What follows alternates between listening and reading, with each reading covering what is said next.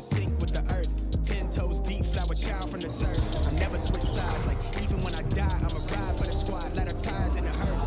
I've been on the vibe, kinda hard to describe. I'm in between, I'm good and it's fine, but I'm tired of the grind. Then I come alive in the night to realize I'm in the middle of the time of my life. I'm never so packed for the stack, never lied on the rap. Got a bag from the way that I write it. Queen looking Tyson, do that ass survive, doing 80 to the house. Then I hit into the sky, change haters on a tirade.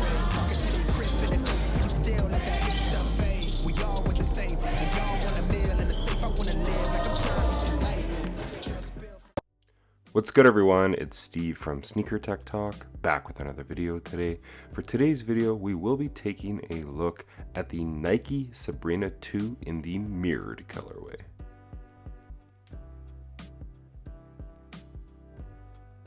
Alright, so first things first, this shoe was on my top 10 list of basketball shoes for 2024. I think it made it to the number 3 spot. It's a fantastic performing basketball shoe that you can get at a great price right now. I do think I picked these up for like 120 Canadian dollars, which is like 90 USD. It's a fantastic colorway, black and gray running throughout, with that shiny kind of swoosh right here at the midfoot. But as always, starting at the bottom of the shoe, you do have this black outsole with this yellow swoosh and some gray inserts there making up the eye for Sabrina's last name, Ionesco. You do have a herringbone traction pattern in the forefoot and kind of these little slits portions here at the back of the shoe. And how this performs on cleaner, dirty floors is great. On dirty floors, you will have to wipe every so often. It is very much a tried and true traction pattern. The grooves aren't overly deep, and the rubber compound is pretty soft, but in my opinion, this is one of the top traction patterns of 2024. Now, moving your way up from that, as far as the cushioning goes, you do have Cushlon 2.0 and 3.0. As far as the midsole goes, it's pretty plush and just offers very nice impact protection at the back and a very nice heel to toe transition within this basketball shoe. In the forefoot, you do have a pretty large size volume Zoom airbag that's very springy and just very nice underfoot, and it offers very nice court feel at the front of the shoe, very reminiscent of older Kobe models from yesteryear. Overall, I do really like this setup. I do wish there was Zoom Air in the heel, but you're only getting that Cushlon 2.0 and 3.0, which is pretty soft to the touch. The Zoom Air up front is definitely nice. I do think this shoe is more targeted towards guards and slashers, but I do think basically any position can play in the Sabrina 2s. It's a superb performer. I enjoy the cushioning very much in her second signature shoe. As far as the fit goes, I'm usually a 10.5 or an 11. I stuck with my size 10.5 with this shoe right here, and my toe is right near the end of the shoe. Keep in mind, this shoe is more wide foot friendly than her first signature shoe, so I do think most people can stick true to size and you will be good to go in the Sabrina 2s. You do have some nice padding at the back of the shoe and some nice padding at the tongue. This tongue is gusseted from about this point all the way down. So the overall fit is quite nice on the Sabrina 2.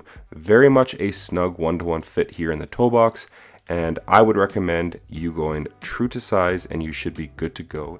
As far as the materials go on this model right here, you do get a screen mesh at the back of the shoe. You get some embroidered S's running throughout. Some more screen mesh on the side panels, the toe box, and on the medial side, and then the synthetic material here running up the eye stay on both sides, which does make up an S right here for Sabrina.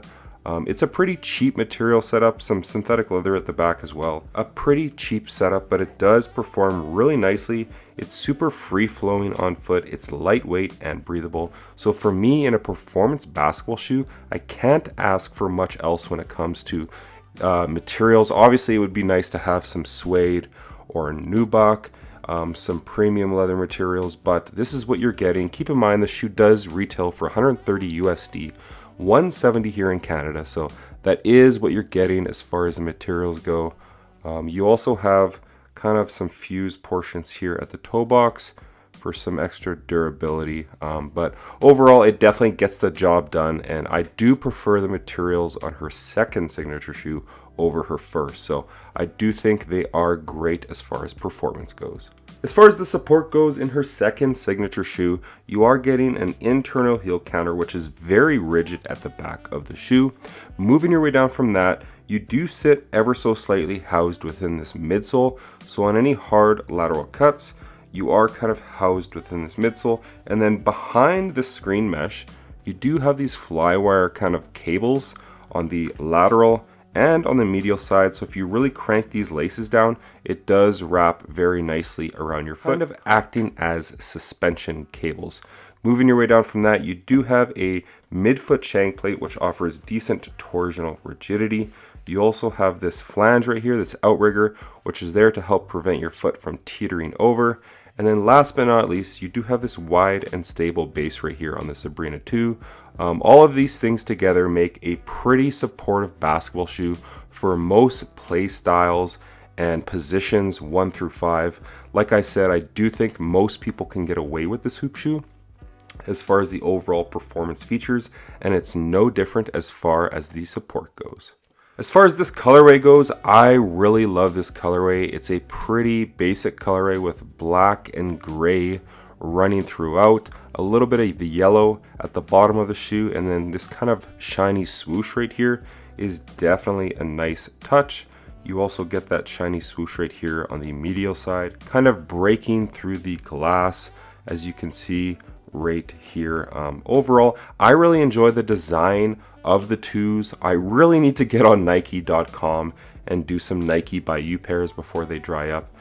I just really enjoy this colorway and this model as far as performance goes. Also on the top of the tongue, you have that S for Sabrina and some more synthetic leather material, and then screen mesh running down the tongue. So for me, this is very much a great performing basketball shoe, and I love that it's a women's basketball shoe.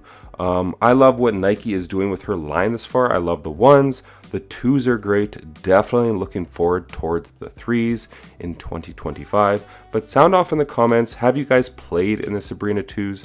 And if so, what is your favorite colorway so far? And one of the only issues that I have had with her second signature shoe is the toe box. I have 2 pairs now that the toe box right here, this rubber outsole, has peeled away from the upper. I've seen a lot of pairs online with people inboxing me their same issues. This pair has not done that thus far. Time will tell. This is definitely a colorway and a pair that I'll be keeping in my bag for the foreseeable future. But let me know down in the comments what you guys think of her second signature shoe and if it's a model that you play with frequently.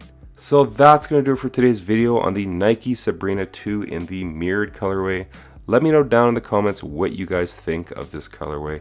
But as always, if you guys could like, comment, and subscribe, that would definitely help the channel a ton. And check out my Instagram over at Sneaker Tech Talk, as it is an extension of my YouTube channel with all my pickups, basketball footage, and nostalgia as a whole. As always, thanks for watching today's video, and until next time, peace.